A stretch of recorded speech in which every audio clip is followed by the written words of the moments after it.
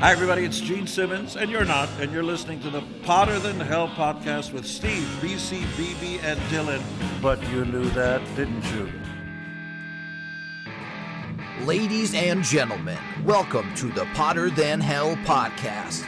This is your last stop on the crazy train of hard rock and heavy metal. So sit back, buckle in, and hang on. Here we go.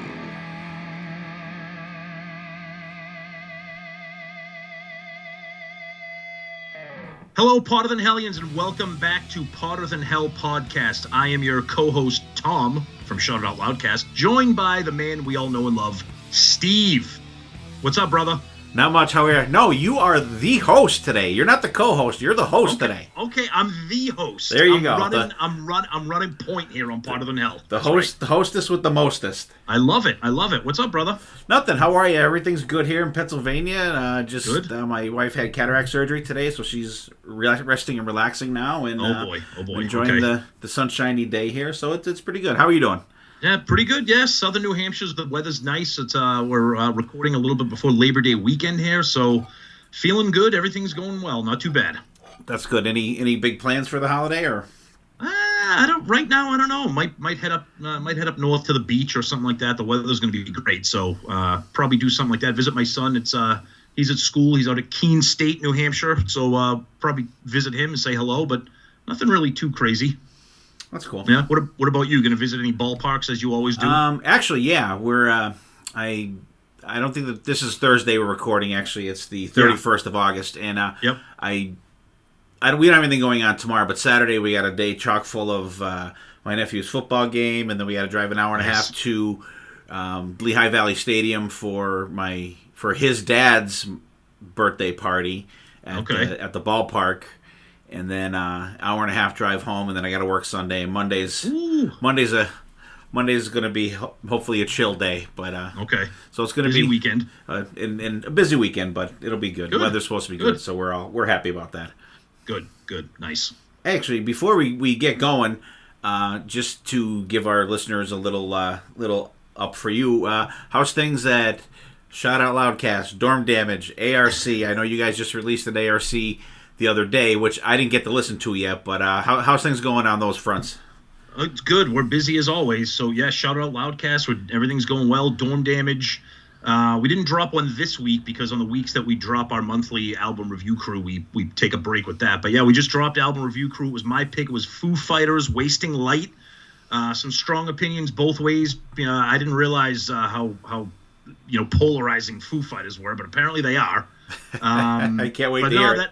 Those episodes are always fun with, of course, Zeus and Sonny, whose musical opinion is just beyond atrocious, but that's okay. That's why we love having him. Oh, we're used to that here too. Yeah, and he's got the pick for the month of September, so I can't wait to Although you are gonna love it, Steve. And I think good. I think all the PTH guys are gonna love Sonny's picks. So. Awesome. Yeah, and actually, I forgot the Zeppelin Chronicles too. Yes, I knew there was another one. I'm like, I know there's another one, Zeppelin Chronicles. Yeah, we do that probably once every 50 years. So we'll have the next one should be dropping soon. Yeah, they're few and far between. I enjoy them, and I'm not a big Zeppelin guy, but it's the thing. I like the people that do it, so I listen to it, and I'll dabble in Zeppelin every now and then. I still cannot listen to Physical Graffiti all the way through or House of the Holy all the way through. So it's they're tough listens for me. But one of these days I will get through it. I've tried, but it's tough for me.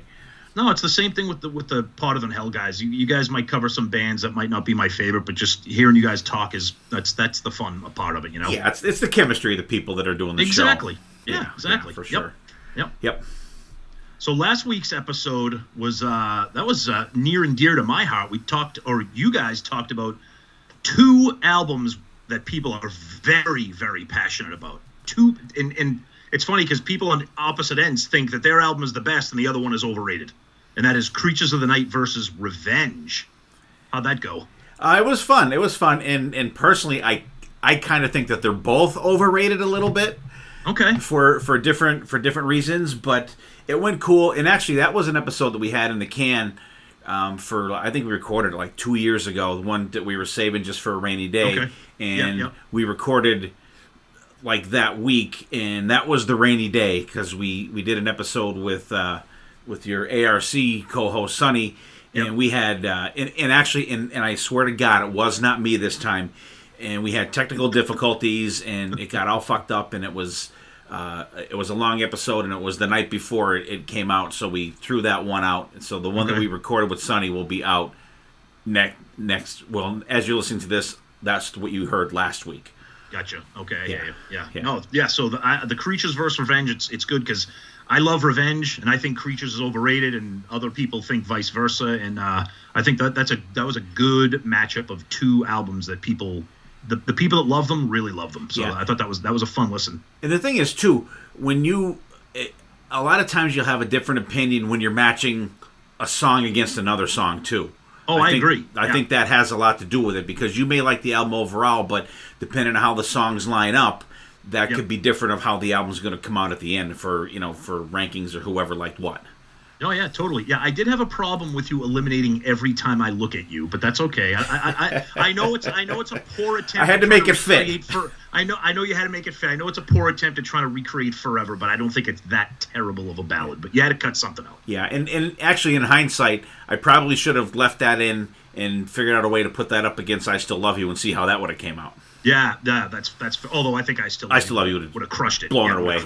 Blown it away. The vocals are too strong there. Yeah. So definitely a fun episode. So every week on Part of the Hell, we always talk about what we're listening to. Steve, what are you listening to right now? All right, I actually had a little bit of time to listen to a couple different things. I got the new Alice Cooper album called Road, and it's recorded with this touring band. I definitely enjoy it, but it's kind of, I was looking for a little more of a modern rock kind of feel to the album. It has more of a like 70s Alice feel to it. Don't get me wrong, it's really good, but I was kind of looking forward to a little more Trash or Constrictor or Raise Your Fist and Yell type feel, or something a little newer sounding with all the touring band. But it's still a really good album. I checked that out. And I'm hearing a lot of good things about that. A lot of our friends, in some of the groups and just the chats, it's getting a lot of good feedback. So I'm not the biggest Alice Cooper fan. I'll just say that up front. But whenever I hear a lot of people saying that something's good, I always try to give it a listen. Yeah, I enjoyed it. I thought it was pretty cool. That and I was talking to you, and actually I have you to thank because I was teetering on whether to pick up the Rush Signals box set. And I pulled the trigger on it, and I got it, and it's phenomenal. And that's pretty much, I have a couple other things going, but they're the two main things that I've been listening to in the last couple days. So Alice Cooper, Road, and the Rush Signals box set, which I'll tell you what, Rush and Metallica, and even the Kiss box sets lately have been really good. They really have. My biggest gripe with the Kiss box sets is that they don't include the vinyl. You have to get the vinyl separately. Yep. And then the flip side of that, see, I think the Rush box sets do it perfectly, because my problem with some of the Metallica box sets is, like, for example, my car doesn't even have a CD player in it. So mine doesn't either. So when you create these box sets and you have these demos or these rarities or these things, I mean, I can listen to them on Spotify, but you're throwing CDs in there that I'm never going to be able to listen to. But you're right. The fact that Kiss doesn't include the vinyl in the box sets, that's a big drawback. But we're suckers, so we buy the vinyl anyways. Yeah, we get them anyways. Absolutely, yeah. So that's what I got going. How about you? What do you got going? Yeah, I actually been listening to the newly released Mammoth WVH, the Mammoth 2, which I think is absolutely phenomenal. I will openly admit that when the first one came out, everybody was like, oh my God, it's Eddie Van Halen's son. I was like, all right, I listened to it. I absolutely love it. I think it's a fantastic, melodic, hard rock. I love his vocals. They're very unique for this kind of the music that we're listening to in 2023. But I think the sequel album is terrific, and I've been spending a lot of time with that. I really like it. Yeah, I'll tell you what, he is an extremely talented young man. He really is. And I kind of like the second album a little more, because there's a little more soloing on the second album, I think. I agree. Than on the first one. Like, he tears it up. I mean, both are fantastic, and even I think it's a total package that he has going too, because the videos he does for the songs are cool. Like how the first one was like, hey wolf, hey wolf, hey wolf, and then it kind of went into like 3 different videos between the 2 albums, and I think it's fantastic. And you're going to be seeing him. Well, I'm not sure if they're going to have the same opening bands next year, but he was one of the bands that was opening for the first night of the Metallica tour. Yeah, for the tour I have, as of right now, unless something changes, which it could, I have Pantera and Five Finger Death Punch for my 2 shows. Oh, you're for both shows? For the Friday night show I have Pantera, the Sunday night show I have Five Finger Death Punch. Oh, because so far they've been doing 2 bands, because it was they just played in Rutherford, New Jersey, which when we talk about the albums, I have a couple of things for that. They had, it was Pantera and Wolfgang played the first night, and the second night it was Ice Nine Kills and Five Finger Death Punch. Okay, so you might be right. I just find it amazing that my show isn't for another year. I know. I know. I mean, and I bought these tickets like 8 months ago. So the fact that it's booked that far in advance, you're right. There might be another co-opener. So I hope there is, because I'd love to see Mammoth. That'd be great. Yeah, absolutely. Yeah. So all right. So Steve listened to the new Alice Cooper. I'm listening to the new Mammoth. Check those both out. We love when new music comes out, and those are 2 great ones. So yeah. We're going to continue with the album duo episodes that you guys do. I know you and BB did a Mr. Big one not too long ago. And we're going to get into Metallica's first 2 albums, Kill 'Em All and Ride the Lightning. Let's start with Kill 'Em All. Let's talk about let's talk about first these 2 fantastic album covers, because the early Metallica albums, They absolutely light it up with the album cover. So let's talk about Kill 'Em All, the album cover right there. Yeah, great album cover. It's got the black and the shadow and the blood on it with the hammer. Very cool. And there was when those albums came out, this came out in '83. There were a lot of bands that had albums like along that kind of vein, like them, like Raven, bands like that. Like they were all kind of like a conglomerate of like early metal bands that had covers that were, kind of like that portrayed violence and stuff like that. It was different from everything that was out then. And even when we get into the music, we really get different as to what was out then. Yeah, and I think that, like you said, the cool thing about the album cover is just black and red, and it's a sledgehammer. And I think the thing that's kind of creepy is that it's almost like a shadow of a hand, like either putting the sledgehammer down or getting ready to pick it back up. Yep. And it's fantastic. Album came out. I mean, if you could believe it, it's been 40 years. We just celebrated the 40th anniversary of it last month, July 25th, 1983. Just absolutely incredible. Signed to Megaforce. We know some other artists who are familiar with the Megaforce label there. Ace Frehley. Ace. He signed with someone Megaforce signed him. Somebody pretty famous is responsible for that. I'm not sure. We'll have to use the Google machine to find that out. But yeah, this is a baby-faced, baby-sounding Metallica album for sure. Do you remember the first time you heard Kill 'Em All? Were you on board with the album right away, or where did you get started? No, I wasn't. I was not on board with these guys until just around Master of Puppets, because I remember. Okay. I don't remember when this came out. I remember when Ride the Lightning came out. My buddy Rob that does the Kiss Crew with us, his sister used to drive us to school, and I remember her having the Ride the Lightning cassette and playing that in the car on the way to school. Yep. And that was like my first exposure to Metallica. Because, I mean, there was like MTV was in it, and you wouldn't even see Metallica on MTV anyways, even if they were. But that was my first exposure to them. And then I had picked that up, and like not even then, like I don't think I got into my first Metallica album until I did get Ride the Lightning first, but I got that like in '86, and then I got Master of Puppets, and then I got Kill 'Em All. Yeah, that's kind of like me. My Metallica career fandom is not that different than my Kiss fandom. So like with Metallica, I started at my sister, that's 4 years older than me, had the Master of Puppets cassette, and I remember hearing it, and being like, what the hell is this? This is unlike anything I've ever heard. Because '86, I'm listening to a lot of hair metal and stuff like that. And then 2 years later, Justice comes out, and I'm in high school, and people are going crazy with that, with the video for One. And then I stopped working my way backwards, to Ride the Lightning and Kill 'Em All. And you Kill 'Em All, and we'll get into it when we do the tracks. It's a great album, but it's certainly very, very different from everything else in their catalog. Yeah, I mean, you could tell that they're right out of the gate that it's the most raw that you'll ever hear Metallica again on an album. Yeah. You know, and I think that when I first listened to that after hearing Ride the Lightning and Master of Puppets and going back and then hearing this, it's like, holy shit, like, and it was weird thinking. It's weird thinking about it now of listening to them in that order, because like Master of Puppets is like the most polished one. But I mean, I did listen to Ride the Lightning first, but then hearing Master of Puppets and then going back and hearing Kill 'Em All was like just like a kick in the nuts. It was like, holy fuck, it's like two different bands. Yeah, I mean, it's like if you're a Kiss fan, you start off with Destroyer, and then you go back and listen to the debut album. You're like, whoa, this is very, very very young and raw. Yeah, absolutely, yeah, for sure.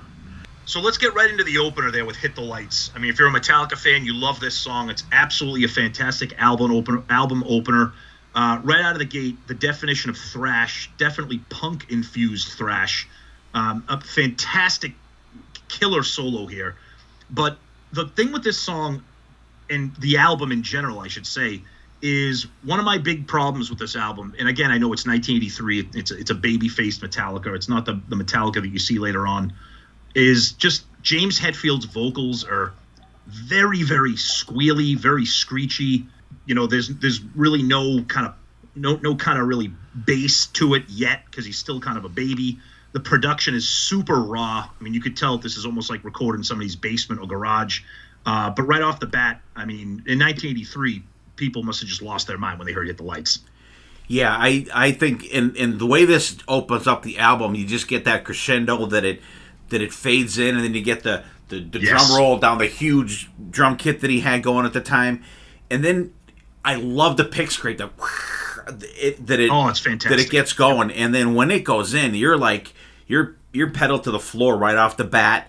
And like the chorus, you get that da da da da da, like there's a stomp to it, and you could see even just hear even the aggression on the first song here, that you're getting the inferred violence on the album cover from this absolutely. One. And solo wise, like think of who's playing solos like this in 1983. Nobody. You got really. Like Maiden's out; they've been out a couple years, but you don't have this crazy fast shredding like this from no one that's like really out there at the time that I could think of. I mean, there's a lot of cool soloing, a lot of great guitar players back then. I'm not ripping on anybody like that, but this shit is just, as BB would say, like sick bananas right off the bat. Yeah, it is definitely sick bananas for sure. Yes. And then we go right into Four Horsemen, which is just legendary here, and it's kind of. So this was originally from a Dave Mustaine track called Mechanics. Dave Mustaine loves talking about his time in Metallica, and God, I mean that's a separate episode that you guys can do on Dave Mustaine and Megadeth. To me, it's a good song, but it's long. It's a little too long. It's over 7 minutes long. Now it's funny for me to say it because moving forward in Metallica's career, I love their long songs. But I think the problem with this is it doesn't really go anywhere. It doesn't really veer off and do some creative things like some of their famous long songs. It's got a great chorus. I really think the chorus is powerful. It has a little bit of a gallop there to kind of give you that imagery of the horseman. But it's a little too long. If I sound like Sonny Pooney here bitching about the length of a song, but for this one, it's just a little too samey for me, if I can make up a word there. That's weird that you say that, because I think this is one of my favorite Metallica songs, actually. Oh no, I love it. And I just think I love that this is you get the time change in this one, where you get the time change, and you get the time has running out on you, and you get the Four Horsemen in that part. You get time, famine, pestilence, and then death delivered to you first. I really love that. That's cool. And that's what I like, the difference between this and Mechanics, because you don't get that time change in Mechanics. I don't know if you've ever listened to it or not. I've heard it. I'm sure you probably have, just to see the difference in it. But the solo, I think, is fantastic, and this is one of my favorites though. So I'm I absolutely love this one. The the soloing is great, and I just like the time change in it, and then when it goes back into it. This is one that I really dig, and for me it's one of them songs that it's longer that doesn't seem that long when I'm listening to it. Okay. Then we go into Motor Breath. This is the shortest song on the album. 3 minutes of punch in your face. I mean, if you thought Hit the Lights was thrash, Motor Breath is just kind of relentless right here. This is when the album for me, and I mean I might say this more than once. This is when the album for me starts to get a little. I don't want to say repetitive because I do love this album, but you can tell that Metallica is with this album here. It's very early, it's very raw, as we said, but every song is pedal to the metal. Every song is full bore, full speed ahead. I like the song. I think James is powerful and energetic, and I think the song is just an absolute stomper. But I don't really think there's anything too unique about it as opposed to some of the other tracks on here that we're going to get into later on. Yeah, definitely. It's one of the it's a good song for me, but it's not a favorite song on the album. It's one that I could I could take or leave. It's one that's there. It's fast. It cranks. It's you get your fucking ass handed to you in a goddamn mosh pit with this song playing. Oh yeah. But it's not a really like a upper echelon song for me. But it's not a skipper, but it's not a favorite. Yeah, absolutely. Yeah, if anything, you probably consider this like a B-side type of song. Yeah. Yeah. All right, then we go into one of my personal favorites, and that's "Jump in the Fire."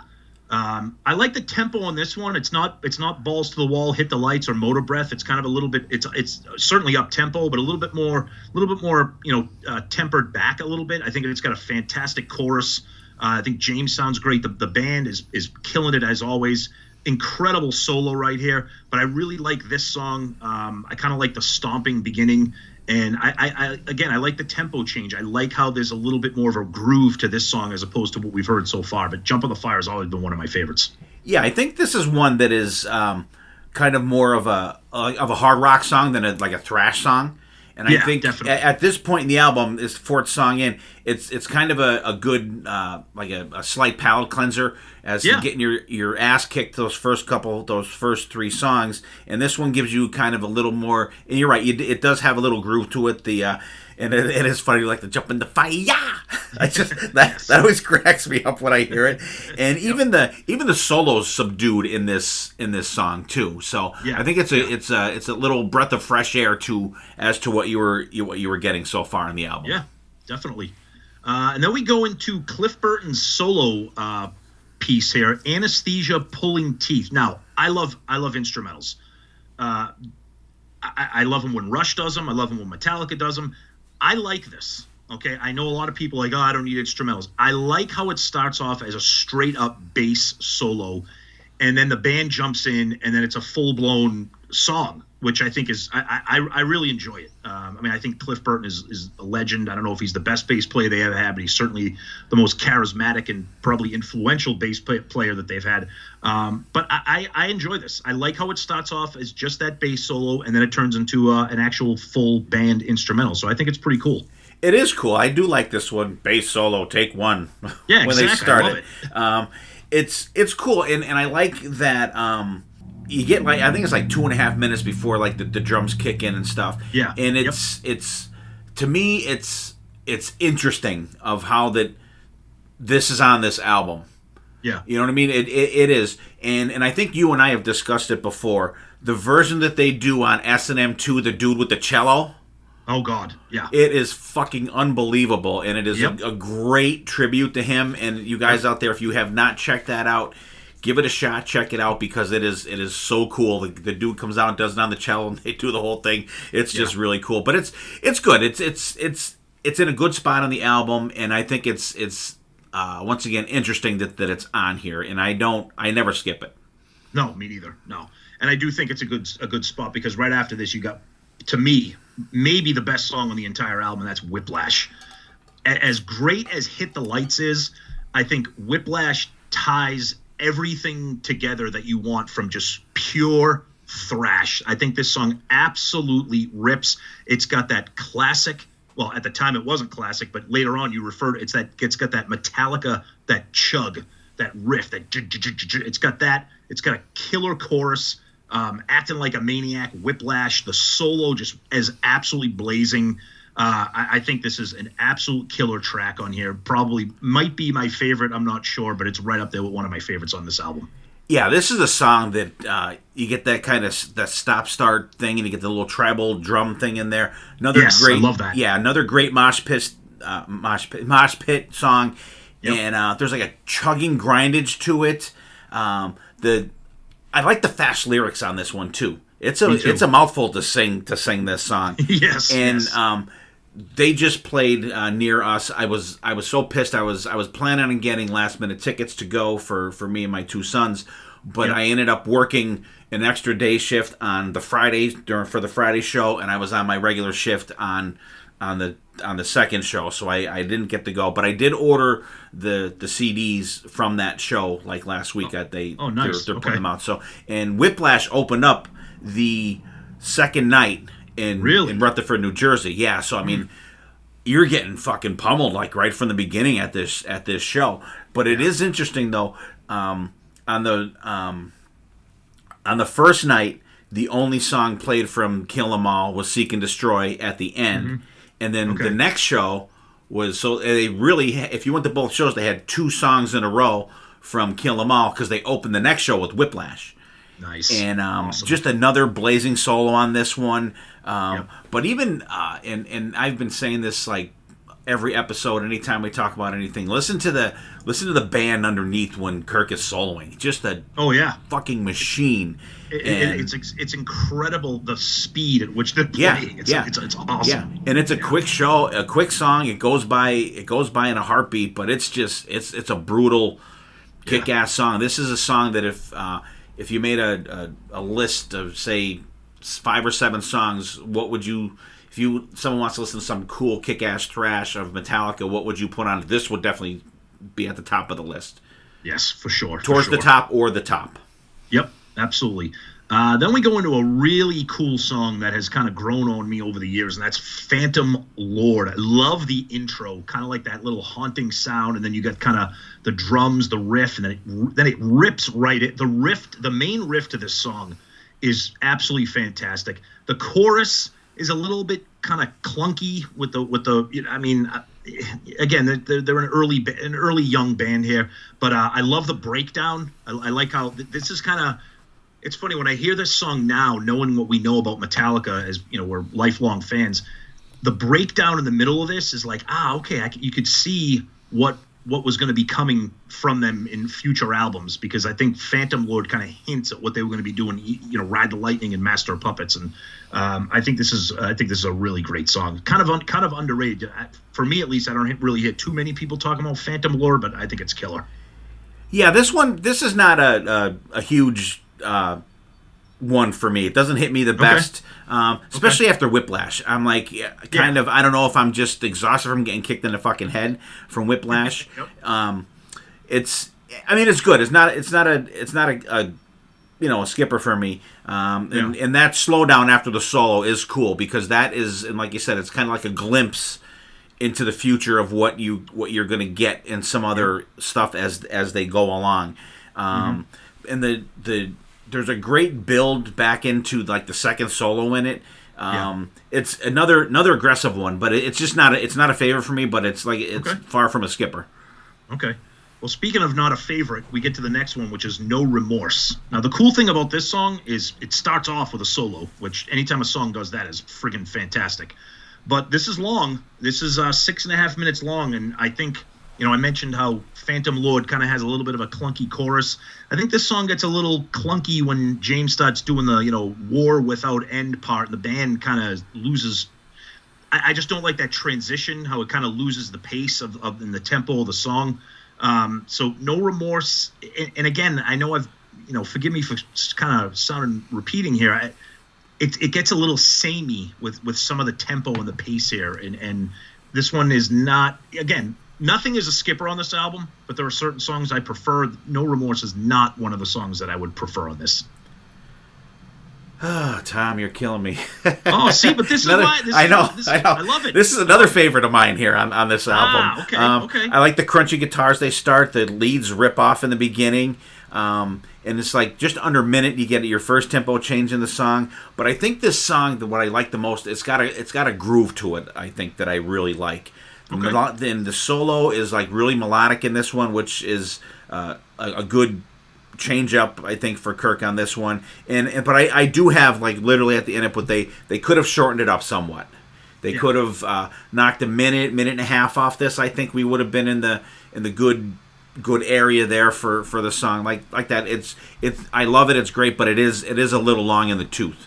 And I'm not, and I'm like you too. I love long songs. I like the stuff that they get into, especially. We'll talk a little bit about their new album a little bit later, but like there's some longer stuff on there. But this one, and it could be cut down a little bit, but I do enjoy this one though. Okay. Speaking of long songs, we got one that pushes almost 7 minutes, and that is the classic "Seek and Destroy." If you're a Metallica fan, I don't know how you don't love this song. Incredible chorus. This is one of the great live songs. When James gets the whole crowd singing "Search and Seek and Destroy," I mean that's what it's all about right there. It's got a great intro. The main riff, the tempo. This song is just classic. It's classic Metallica. They always play it live as they should. And I just find it interesting that this song it's kind of buried at the bottom of the track listing. But back then they probably had no clue in terms of track listing the way they do now. But what can you say about "Seek and Destroy"? Classic. Yeah, that's true. I mean, they may not even have picked the sequence of this album. Who knows? True. Back then? They're probably just. I'm sure at that point you're just, hey, holy shit, we're getting an album out. Let's just get the fuck out there. You know what I mean? Right. And but this one is great. As soon as you hear the dun, dun, dun, dun, dun, dun, dun, it's like your heart just like picks up a little bit. Yeah. And I'm sure you've seen it. The version on Live Shit Binge and Purge. Yep. From Mexico, I think it's Mexico City. I think it's Mexico City and San Diego. I'm not sure which one that one's from. But like he gets out in the pit and he's going around and with the microphone and just a awesome. Killer live version of it. The tempo change when he friggin' tears it up, and then. But I just love how it. At the end, it just goes right back into that main riff again. You know what I mean? It's just fucking killer, and it's and for such a young band at this point, having a song like this that is so well structured, I think that this also is a glimpse as to the greatness that you're going to get down the road. Yeah, I think that's perfectly said, because you're right. Some of the other songs, as much as we enjoy them, there's really no arrangement or structure to them. It's just balls to the wall like thrash. This song actually this is a well arranged song, and like you said, it's definitely a peek at what you're going to get for the next 40 years from this band. Yeah, I think it's kick ass. Yeah, love it. All right, and we wrap the album up with, in my opinion, one of the more underrated tracks, and that is "Metal Militia." I think speed metal at its finest. We've talked about this with "Hit the Lights" and "Whiplash." It has that Metallica chug that everybody loves with the guitar, the riffing and the chugging. I love how you can kind of hear a little bit of the effects of like the boots, like the marching of a militia in the song. I think it's great. It's the last track, but I think this is very underrated. I think it's a great one. I love listening to this one. Yeah, you know what? In this, I think it's a great way to end the album also, because you get that. You get your ass kicked at the beginning. "Seek and Destroy," you get more of a hard rock song, more of an anthemic type song, and then this one, it goes right back into punching you in the face. It rips. It's a shred fest for Kirk on this song as well. And you mentioned it too, how it ends. You get the marching boots and the sounds of artillery and war at the end. I think it's a perfect way to end the album. Like, I'm just glad it just didn't like fade out with a solo or something like that. I would have been a lot less a fan of this song if it had done that. But I think it ends perfectly. It's a great exclamation point on their debut album. And there's not many. This, I would say this is a groundbreaking album for thrash, for this new genre at the time, pretty much. Oh, but yeah, easily. I agree. And it's nice when you go and listen to, the newer Metallica, or the Black Album or Justice, and then you kind of go back and see, the young Metallica and just the rawness and the energy. It's not an album that I listen to often, but when I do listen to it, I definitely find myself enjoying most of it. Yeah, I don't bust it out a whole lot. And actually, the most that I listen to these songs from this album are when I catch them on a live album. Yeah. Or you know what I mean, something like that. Or like especially it's fun, and I listened to them in the last couple weeks building up to this one. I don't have the Metallica box sets. Shame on me. I know. I'm sorry, but the stuff is on streaming. The extra, like the live stuff from back then. Oh God! I mean, talk about raw. If you think this album is raw, listen to them live back then. Holy shit, insane! Yeah, it's like just a club band. It's crazy. Yeah. Yep. Love it though. I'm always I'm a live music guy. I love studio shit. Don't get me wrong, because the songs have to come out at some point. But just hearing how they translate and how bands are so different in the studio. I mean, we're Kiss fans, so that's a huge thing. How different studio albums are from live. I just I have a huge interest in just hearing bands how the songs from the albums are interpreted live. And nice. Yeah, well, that's Kill 'Em All. So we love that album, but we still got another one to talk about. But before we get into that, let's get into some hidden gem stuff here.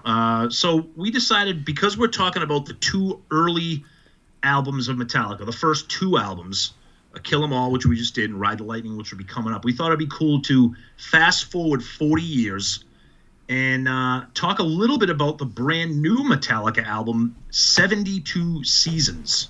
Steve, what's your thoughts on 72 Seasons? It's been out for a few months. Where are you on that? I enjoy it. I think it's great. I think between like the last couple albums that after Saint Anger, I would say that the riffs are back, the solos are back, and 72 Seasons is no exception. We went to the premiere in the theater when they the night before the album came out. It was myself, BC and BB, and another one of our other buddies who went with us, and it was cool. I mean, it showed the actual videos that they did for songs, and some songs they just had like all these crazy graphics and shit on there during the songs. But like, I came out of there, and we got there due to fault of mine because I had the fucking time wrong. But we got there just like at we missed maybe like the first like 4 minutes of the song 72 Seasons, and I enjoyed it. I walked out of there going, man, I can't wait to get this album tomorrow, because I already had the shipping notice that it was coming, it was on the way, and of course, us, Metalla dorks or Metalla tards or whatever you want to call us, you know what I mean? We're ordering this stuff, pre-ordering it, and I think Metallica's, and at least with this, they've been good with it. It came right away. And I enjoy it though. There's songs that are kick-ass on here, and we get down to playing this one, talking about this, Dylan's going to play one of the songs for us that Tom picked out. But like just highlights of the album for me: Screaming Suicide, I love; Lux Eterna, You Must Burn is great; Sleepwalk My Life Away, and then the song that you're going to pick too. I really love it. I think it's good, and I'm so pissed that I didn't get to the show, that I didn't get to see any of these songs performed live. Yeah, I absolutely love it. I've been listening to it consistently because I think the songs are unique. They kind of go places. They're layered. They have different tempo changes and different things with soloing and some extended soloing. I think it's an absolutely fantastic album. And to kind of pinpoint what we think of this album, I thought we'd play a song from this, of course, and the hidden gem is going to be Shadows Follow from 72 Seasons.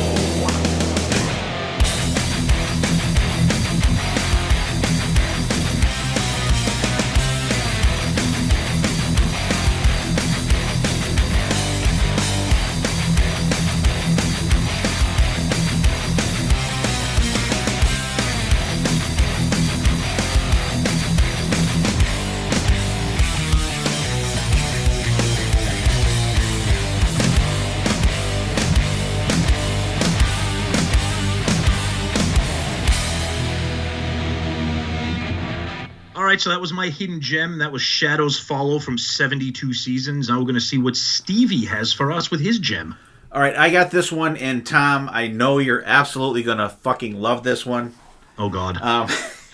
I'm going to troll you a little bit on this one, but I was kind of looking for something different, and we just talked about Metallica Live a little bit, and I always thought they were cool, and I always like how Metallica kind of wear their influences on their sleeve.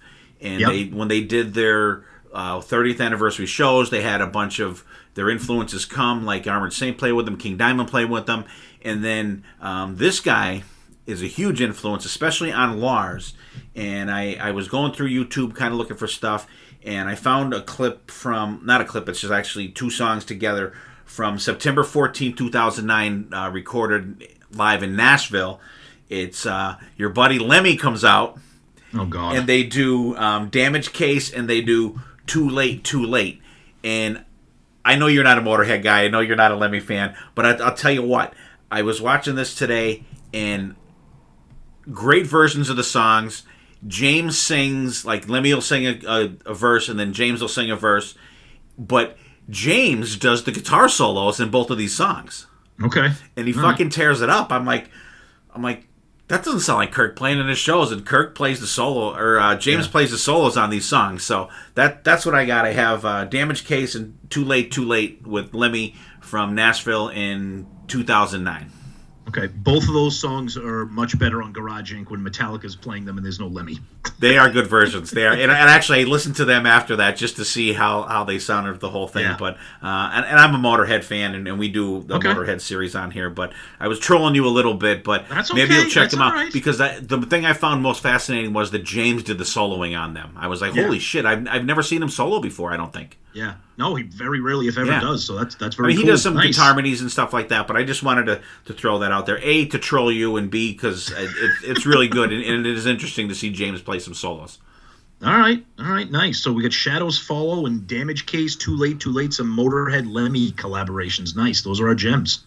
Now we're going to get into Ride the Lightning. This is when Metallica kind of takes off a little bit, right, Steve? Yeah, absolutely. Like I said before, this was the first one that I got into, and I'll tell you now, it's my favorite Metallica album, and it's interesting too because Dylan and I did him and I just did an album battle of Master of Puppets versus this. Okay. And it was interesting how it came out, but I like this album. The production is more, I don't want to say more good because that sounds, but it's better. It's, you know what I mean? And James sounds a little more mature on this one. And I think they had a little more direction on this one. I think they had, and when they recorded that first album too, you got to realize Kirk was not in the band that long when they recorded the first album. That's right. They had just booted Dave Mustaine, and there was a lot of songs that had co-written on that. So at least when you get Ride the Lightning, they're more of a band now. They've been together longer. They're kind of at this point kind of knowing what the other guy is going to do. So I think it's a more mature album, and they're more of a band than just the three original guys and the new guy coming in just to play the solos on the album. So I think it's more just of a cohesive album where they're more of a band. Yeah, I totally agree with you. I think like I'm a Puppets guy, and I know most arguments are Lightning versus Puppets, but both have 8 songs. I think it's always interesting to think how the template started with this, where both albums end well. Master doesn't end with an instrumental, but both albums have an instrumental. Both albums have the title track at number 2. Both albums have a killer opener. We'll get into that, but song for song, I think they're very, very similar, but I think to me the tiebreaker that pushes Puppets over the edge for me is the production. I think Master is much fuller, maybe slicker. It's kind of a dirty word sometimes, but I think the drums are more pronounced. And the big thing for me is James's vocals really are nailed down on Puppets. Ride the Lightning, he still has a little bit of the squealiness from Kill 'Em All, but you can see he's evolving. But song-wise, I mean, most of these songs are untouchable. I mean, this album is fantastic. There's a fine line between this and Puppets. Yeah, I mean, the big difference for me between Ride the Lightning and Master of Puppets is there's one song that I absolutely fucking hate on Master of Puppets, and then there's one that I'm like on, where on this one I don't have that on Ride the Lightning. Okay. And when we do next, we'll be doing Master of Puppets and we'll be doing And Justice for All, and I'll get into those songs then. But that's the difference for me between the two of these. And I do agree that the vocals for James are still a little immature as opposed to what you get starting with Master and then and Justice and beyond. But and actually on this too, we have the formulas there as well, where you have Fade to Black as the fourth song, and you have like a slower one, track 4 on Master Puppets as well. So these two albums they're like kind of like a mirror of one another, except at the end, if you flip the instrumentals on either one of them, they'd be total mirror songs. So and album cover, cool. It's got that blue. It's got the Sparky there and the lightning all around it. Very cool. The logo is really pronounced on it. I love the blue. That should be one of the Crayola crayons. Metallica Ride the Lightning blue. And actually, you got the Ride the Lightning blue shirt on today. Actually, the shirt that I have on is not that one, but it's funny. I actually have a blue Ride the Lightning album cover shirt. Oh, really? Yeah, and it's that album cover blue. It's fantastic, and I got it. I mean, this is one of the great album covers. I mean, first of all, that bright blue. Old Sparky there with all the lightning bolts and the electricity and the incredible Metallica logo. I mean, absolutely one of the great album covers ever made, for sure. All right, let's do track for track. I'll lead off with the tracks on this one. We'll go back and forth. Fight Fire with Fire, written by James Hetfield, Lars, and Cliff Burton. They kind of fake you out a little bit. A little acoustic start there, and then bam! I mean, like that kicks in and you're getting pummeled already, and you can tell right off the bat that the production is way stepped up from the album before. Like the music swells in just like you get on the first album. The heavy riff, it turns into a stomp on there. This is kind of Metallica's like Nuke 'Em song. They're not their No Nuke song, and blazing solo for Kirk on here, and just I like the end of the solo. It gets pretty melodic at the end, but the song just tears your head off right off the gate, and you get that nuclear explosion at the end. I think it's a ripper of a album opener, and it definitely gets your attention after you get that little acoustic part in the beginning. Yeah, definitely. You're being shown that this is not the kill-all Metallica. This is a little bit more mature, a little bit more polished, a little bit more put together band here. And you're right. The little they trick you. We've talked about the comparisons between this and Master of Puppets. The way Battery tricks you with that intro. Fight Fire with Fire does the same. And then when that explodes into the this song is a brutal song. Even James's vocal stylings, like the way it's like, we're both Seinfeld fans. A very halting way of talking. He's like the universe. It's absolutely fantastic. I mean, and then when you kind of get a little bit of a time change for the chorus, and then just right back into just the pummeling rhythm of the song. I think it's fantastic. Killer solo. Just one of the great Metallica album openers for me. Yeah, and then we get Ride the Lightning next, title track, which is fantastic. Stomping drums and bass, goes right into the riff. Has got a good chug to it, and this is kind of the theme that you get, the same kind of theme from Iron Maiden's "Hallowed Be Thy Name," with the exception of the guys going to the electric chair rather than the gallows. Yes, and but it's cool, and it's weird that I kind of think of the title track on this album after all the Metallica discography. The title track for this album is kind of a deep track for me.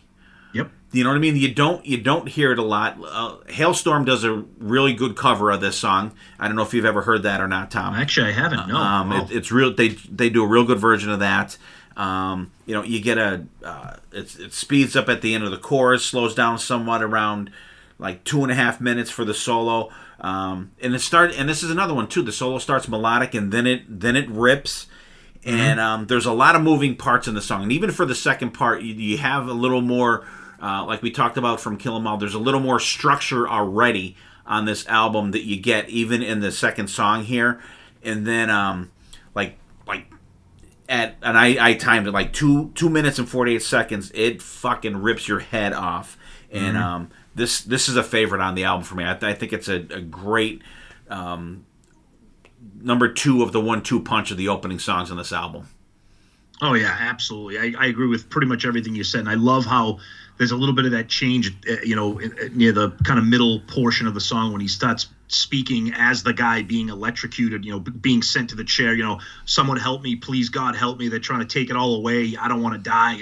And then the band just goes into this crazy solo, and just it's so frenetic and ripping and energetic. It's a killer song. If I had to nitpick anything in this, which that I love to do, James's vocals are a little bit kind of, I've mentioned it before, it's a little bit kind of squealy here, more than the rest of the album. But I think it's because of the energy. It's a very high tempo, high energy song. So I think he's trying to get up there with the register vocally. But other than that, I mean, I'm not gonna pick this song apart. It's a killer. Yeah, very, very good track. And number 3, For Whom the Bell Tolls. This song is epic. I've spoken about this band many times, a band Harpo, a local band that played back in the 80s and 90s, and actually even into the 2000s. And this was one of the main songs that they did. And the do-do-do-do-do-do-do-do, they did that with like a heavy keyboard. It sounded nice. Fucking awesome. And But this song is just great. I think we're still in Iron Maiden territory on this song. We're getting into as well as actually still into Warfare, because you had it like Nuclear Warfare and Fight Fire with Fire. But this is just great, and it takes like over 2 minutes for you to get any vocals, which is long for these guys. And I think this is just a classic Metallica song. And the odd thing is there's no real solo in here. But the end part is so cool, where you get the da-da, da-da, and the different drum parts and stuff that it took you like 25 listens to get it down, the da-da, da-da, down, and how the different parts go at the end there. It's fantastic. Even though there's no solo in it, this is still never a skipper for me. Fucking awesome song. Yeah, I think this is, you're starting to see kind of like the maturity of the band. First of all, it's a slow tempo song, which we haven't heard yet. Because Fight Fire with Fire and Ride the Lightning are killers, and then you kind of hear this, and even the title of the song, you can see it's a little bit more thoughtful, mature, like you mentioned, like the arrangement of the song, the structure of the song. This is a band that's kind of really finding its footing. And I love the intro. I love how it like you said, it takes some time before you even get vocals. But they do it so well. I mean, this is a song that even people that don't like Metallica, it's hard to not like this song. It's a classic track for a reason. Yeah, and I've heard this in stadiums at games. Oh yeah, absolutely. This is one that you hear. You hear Sandman and that shit all the time. But like I have heard For Whom the Bell Tolls at games. Yeah. So definitely. Which is very cool. And then fourth track, Fade to Black. And this, I think we're getting a momentum here in this album for me. And even though you get the little slowdown here, but it's still there's a certain build to this song that, and this is one that I can't really say enough about, that I would be like majorly upset if they didn't play this one live. And the guitars are heavy between the verses. There's really great melodic leads that Kirk has going here. There's nothing that's overplayed. At 4 minutes, like the riff changes and we get the beginning of the build in the song, and you can feel the tension in this song. and like you get dual guitar harmonies with between James and Kirk, and then when it kicks in, the double bass drumming you get as Kirk continues to shred for the solo. The song is just, once the song kicks its ass into gear, the band is just like on point, chugging right along. But it fades out. I mean, I know the song's called Fade to Black, but like, don't fade out songs, like especially this. And I mean, the band's just tearing it up at the end, and just kind of falls off the face of the earth. I wish it had a hard stop, because and I spoke about this on our Queensryche podcast, that songs you're most likely going to play live, don't fade them on the album, because you have to figure out how to hard stop them anyways when you play them live. Exactly. Yep. Well said. Yeah. Fade to Black. My goodness. I mean, absolutely incredible. I mean, kind of a, we keep comparing things to Puppets, but definitely, track 4 is Welcome Home Sanitarium. Similar, starts off, very like slow, acoustic, thoughtful, kind of mournful type of song. And then it shifts gears and kicks you in the ass.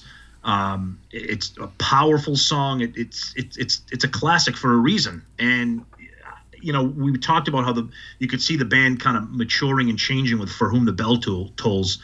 And, they sure as shit did that here. I would have loved to have seen, the look on people's faces as they're cruising through this album and get to this one. And it's like, wow, this ain't Whiplash. This is not Metal Militia. This is something new and different and exciting. And, it's a terrific song. It's one of the best for a reason. Yeah. And if you just listen to Kill 'Em All and then put this album on and then come right to here, like, oh yeah, I wonder what the fan from the beginning was thinking. Like, what the fuck is this slow acoustic thing? You know what I mean? Like, did they pull a Sonny Pooney and eject the CD and throw it out the fucking window or whatever, or tape or whatever the hell it was then?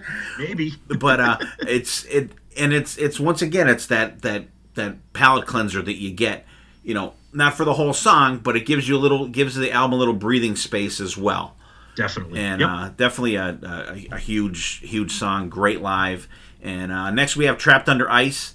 This is a cool deep track that I would love to see this one live. I think it would be a cool one to bust out. The soloing at the beginning is fantastic, and it's literally terrifying to think about being trapped under ice. Like, can you imagine that? It's one of them things that I think that they touched on a cool topic to think about, and it's just a cool topic to sing about. And there's a cool tempo change about halfway through. Then there's like kind of like a call and response part in there that is cool. Lead fills are great. Fast, aggressive song, and this is a favorite of mine too. This is one that is aces for me. Yeah, this actually, depending on my mood, this might be my favorite song on the album. Oh, really? This is an absolute ripper of a song. And you mentioned it with the topic of being trapped under ice. And I think that's the thing that's unique about this album too, is these songs all have like they're thematic. Fight Fire with Fire is nuclear war. Ride the Lightning is death penalty. For Whom the Bell Tolls, war. Fade to Black, suicidal, whatever you want to talk about. Like, they're getting into like thematic elements here. And Trapped Under Ice, one of the things I have written down on my notes is this song is brutal and furious, but there's control to it. It's not like it's like controlled chaos, if that makes sense. I think what the guitars are doing here is just fantastic. And I think the chorus, or James is screeching out, I'm trapped under ice. This song is an absolute killer. I wish I could hear this live, because I love this one. Yeah, it would be a great one to see live. And then we get into next song, Escape. This one's got a different feel to it, but I like it though. The melodic chorus is definitely different for Metallica at this point, and I don't mind it. I think it's a good change. I really like the solo. It's ripping and melodic at the same time, and I know a lot of people have some hatred for this song. I think it's great. I like the siren at the end as it fades out. That's the only thing I like about the fade out on this song is the siren, but I still hate fade outs. Oh yeah. Yeah, Escape. It's a weird song. Even the band doesn't like this song. I mean, it's you could tell it's their attempt at trying to get something. I don't know, radio play, melodic, yeah. Because the chorus is just like, what are you doing? This ain't This ain't Trapped Under Ice. This ain't Fight Fire with Fire. What are you doing? Stop it. I mean, it's not bad. We say this a lot. It's not bad. It's just not what I want to hear from Metallica. Again, it's not bad. It's not a skipper, but it's like this song kind of just sticks out like a sore thumb on this album for me. But it's definitely not a bad song. Yeah, it's definitely an outlier on the album for sure. Yeah, probably the outlier on the yes on the album. Yeah. And next we have the amazing, fucking awesome, my favorite Metallica song, "Creeping Death." Here we go. This one is just fucking fantastic. I love how you get the drum roll into the main riff.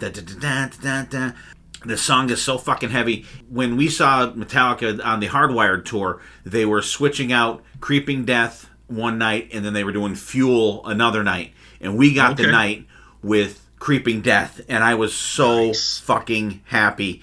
Nice. And this song is just a jam. Now we're talking about like Moses and the plagues and all that shit. The "So Let It Be Written, So Let It Be Done." And I used to love when in the song when Jason used to do the die, motherfucker. Yeah. And I still do that in my head, but I think they consciously don't do that anymore because it was a Jason thing. Yeah, but I think this song is just fucking this is a perfect metal song for me. No fade out, time changes in the song. It's just I love the "So Let It Be Written, So Let It Be Done." Just killer. They go back into they go dig into the Bible for a cool topic of the like Egyptians and Moses and all that shit, but it's killer song, absolutely fucking killer. Yeah, it's absolutely insane. It's classic Metallica for a reason. The story's it's interesting because they said the title of the song was inspired by the second half of the film The Ten Commandments, when the plague of Egypt is killing all the firstborn children. Cliff Burton said, quote, "Whoa, this is like creeping death," as the plague was represented by a fog kind of in the movie.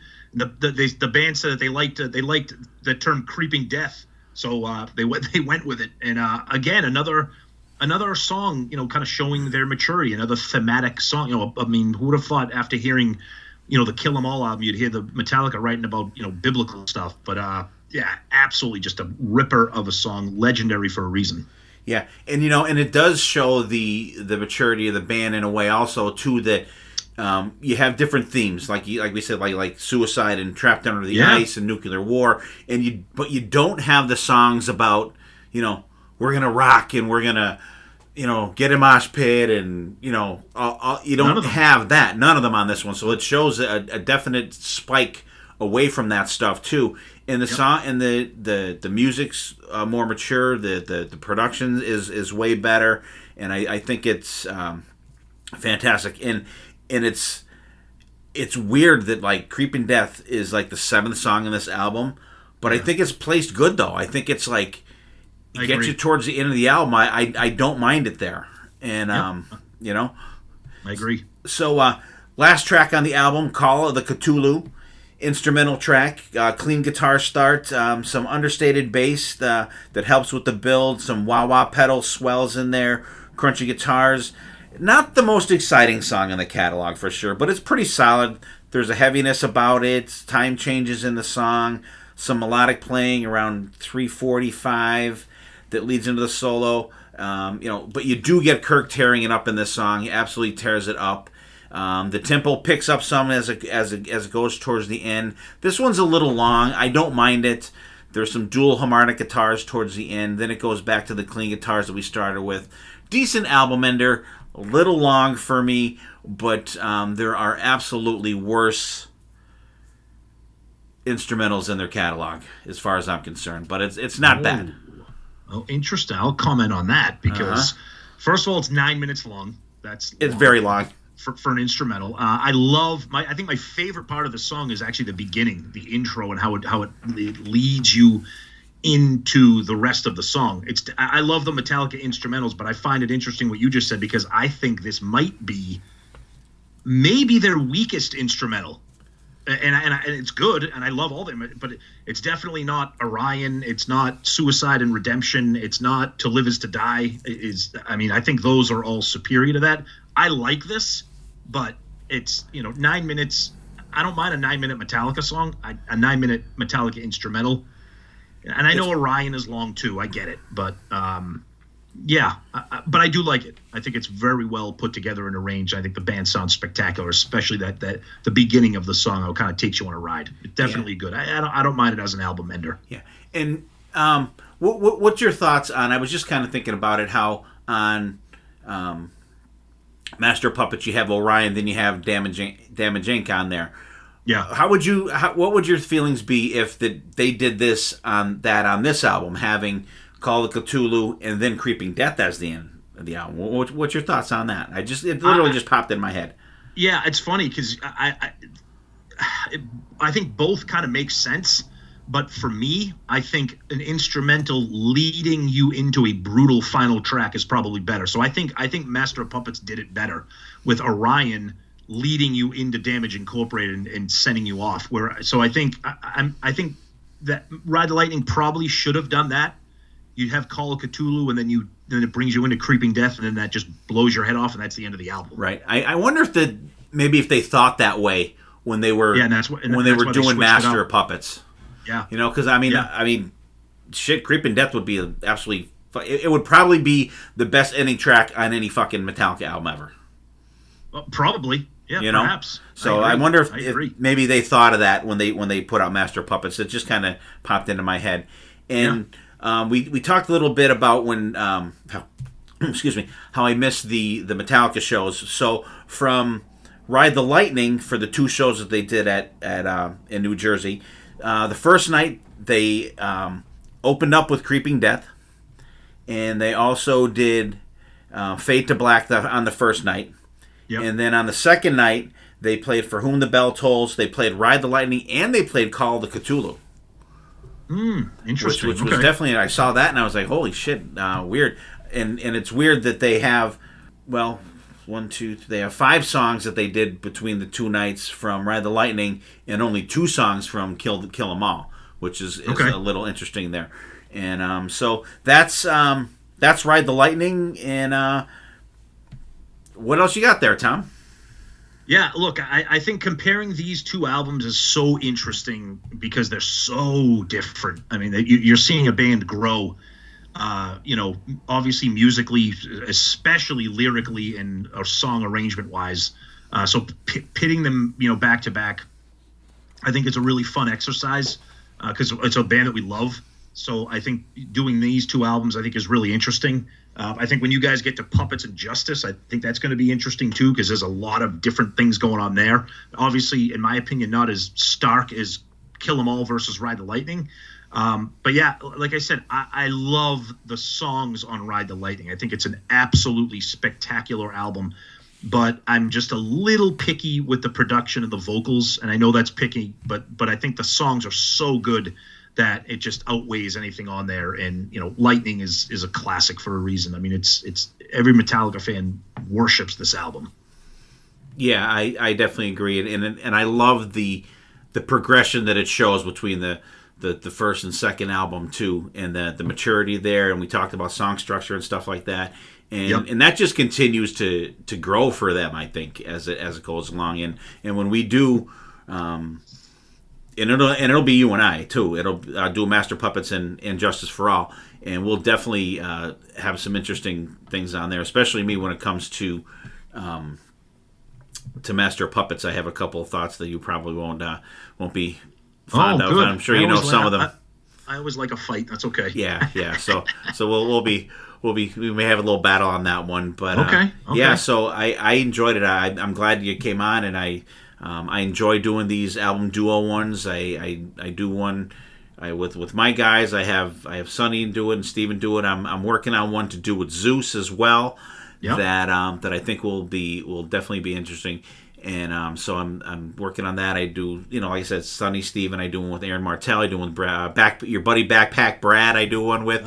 So, nice. Of course. So it's fun doing it, and I appreciate you putting your time in to prepare for this and come on the air with me. And before we wrap it up, give your 18,000 podcasts a good rep here, and we'll get the hell out of here. We can get some dinner.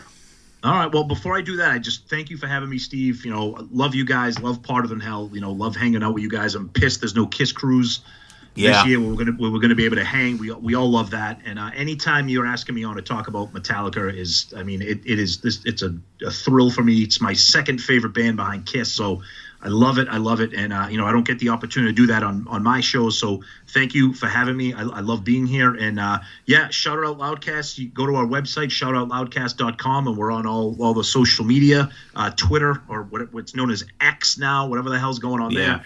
Facebook, Instagram, and YouTube. Check us out. And, again, Steve, thank you so much. Love being here, buddy.